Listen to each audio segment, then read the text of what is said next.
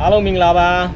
ကိုစိုင်း channel နေပြီးတော့ပြန်လည်ကြိုဆိုပါရစေအခုကိုစိုင်းရောက်ရှိနေတဲ့နေရာတော့ဒါပန်းချံထဲမှာပေါ့နော်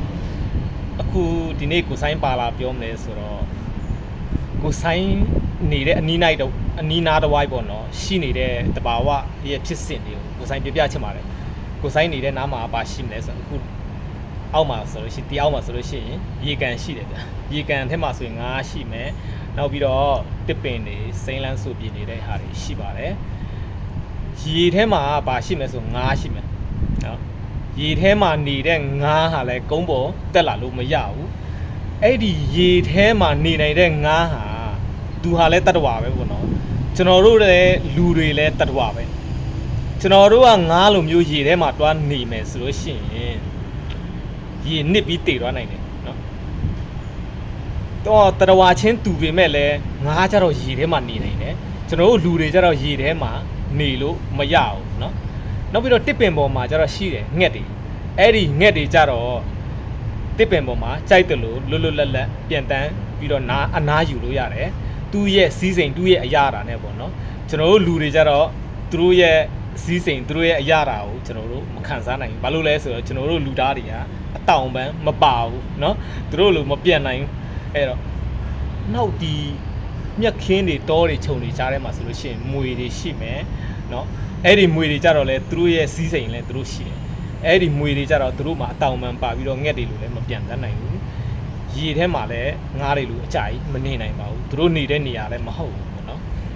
မွေတွေကြတော့သူကစားစရာတစ်ခုခုရပြီဆိုလို့ရှိရင်တွင်းအောင်တယ်တွင်းထဲမှာနေပြီးမှဒါသူ့ရဲ့စီးစိမ်ရဲ့အရာတာငှက်တွေကြတော့ဟိုးကောင်းကင်ပေါ်မှာပြန်ပြီးတော့ပေါ့နော်တစ်ကိုင်းပေါ်မှာနားပြီးတော့အဝေးရရှုခင်းတွေကိုအများကြီးကိုသူကလမ်းမြင်ပြီးကြည့်ရတဲ့အရာတာဒါသူ့ရဲ့စီးစိမ်ပေါ့နော်ငါးတွေကြတော့ရေထဲမှာနေပြီးတော့ရေထဲနစ်ပြီးတော့အကောင်ကြီးရင်ကြီးတော့အောက်မှာနေတယ်ရေနစ်တဲ့နေရာမှာနေတယ်အဲ့ဒါသူ့ရဲ့စီးစိမ်နော်စီးစိမ်ချင်းလည်းမတူသလိုဘဝရက်တည်ချင်းကလည်းမတူတို့တော့ဖြစ်တာကတော့ဒလိမ့်ဆန်တွေအားလုံးဟာတရဝါပဲမနော်တရဝါဈေးနဲ့အတူတူပဲအဲကျွန်တော်တို့လူသားတွေဆိုလို့ရှိရင်လည်းကြီးပွားချမ်းသာတဲ့လူရှိသလိုဆင်းရဲတဲ့လူလည်းရှိတယ်အဲ့ဒီကျွန်တော်တို့ဆင်းရဲတဲ့လူတွေရဲ့အရာတာဟာလည်းချမ်းသာတဲ့လူတွေရဲ့စီးစိမ်အရာတာလည်းမတူပြန်ဘူးအဲ့ဒီမတူညီမှုတွေကြားထဲမှာအားလုံးရဲ့ကွဲပြားခြားနားမှုဟာဘဒုကြောင့်ဖြစ်တယ်လဲလို့ဒီနေ့ကိုဆိုင်ပြပြချင်တယ်လက်ရှိကျွန်တော်တို့နော်နိုင်ငံခြားရောက်နေတဲ့ပြည်ပမြန်မာနိုင်ငံသားတွေအားလုံးပေါ့နော်အခုနိုင်ငံခြားရောက်လာတဲ့လူတွေလည်းရတဲ့အရာတာလည်းမတူပြန်ဘူးတချို့ကြတော့လည်းအဆင်ပြေတယ်တချို့ကြတော့လည်းအဆင်မပြေဘူးတချို့ကြတော့လည်းဒုက္ခရောက်တယ်နော်ပြောမကောင်းဆိုမကောင်းဖန်ခံရလို့ပြန်ပို့ခံရတဲ့လူတွေရှိတယ်တချို့ကြတော့လည်းဒီမှာရောက်လာတော့စီးပွားရေးအဆင်ပြေပြီးတော့တကယ်တထေးဖြစ်တော့တဲ့လူတွေအများကြီးရှိတယ်ပေါ့နော်ဒါကဒီထိုင်းမှမဟုတ်ပါဘူးမလေးရောက်တဲ့မြန်မာဟိုနောက်ပြီးတော့စင်ကာပူရောက်အကုန်လုံးပေါ့နော်နိုင်ငံတကာရောက်ရှိနေတဲ့မြန်မာနိုင်ငံသားတွေပေါ့နော်နိုင်ငံခြားသားရောက်နေတဲ့ဒါတွေဟာမတူညီမှုတွေကိုဘယ်သူကြောင့်ဖြစ်တယ်လဲအကျိုးပေးခံရတာတွေဒီအကျိုးဆက်တွေကသူ့ရဲ့အရာတာကအကျိုးခံစားခွင့်တွေကတယောက်နဲ့တယောက်ပါလို့ကွဲပြားခြားနားသွားတယ်လေလို့ကိုဆိုင်ကပြောချင်တယ်ပေါ့နော်တကယ်တမ်းပြောမှဆိုလို့ရှိရင်တော့ဒီမတူညီမှုတွေဟာဒီဘာသာခြားတွေတော်တော်များများတော့တချို့ကတော့ဘယ်လိုလက်ခံထားလဲဆိုရင်ဒါတွေအားလုံးကဖန်ဆင်းရှင်ကြောင့်ဖြစ်တယ်လို့သူတို့ကတော့ဒီလိုယူဆတယ်ပေါ့နော်ကိုဆိုင်ကတော့ဒီလိုမမြင်ဘူးနော်ကိုကတော့ဗုဒ္ဓဘာသာဆိုတော့ပေါ့နော်ဒီထဲမှာတော့ကိုဆိုင်ကဘာသာရေးကိုခွဲခြားပြီးတော့ဒီ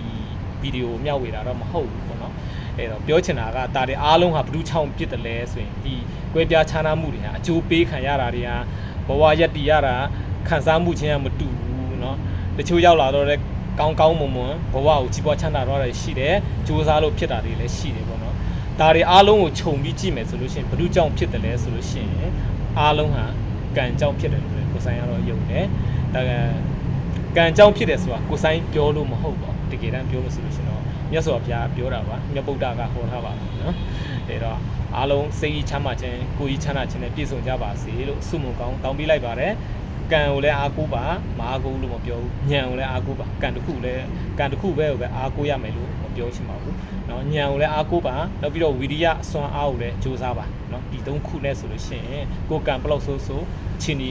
ဆိုးတဲ့အခြေအနေဘလောက်ပဲရောက်ပေါ့เนาะကောင်းတဲ့အခြေအနေတစ်ခုကိုပြန်လဲပြီးတော့ပိုင်ဆိုင်နိုင်မှာပါလို့ကိုဆိုင်ကပြောချင်ပါတယ်ကဲအားလုံးတီဗီတို့ဒီမှာနေမဲ့အဆုံးတက်ပါတယ်เนาะ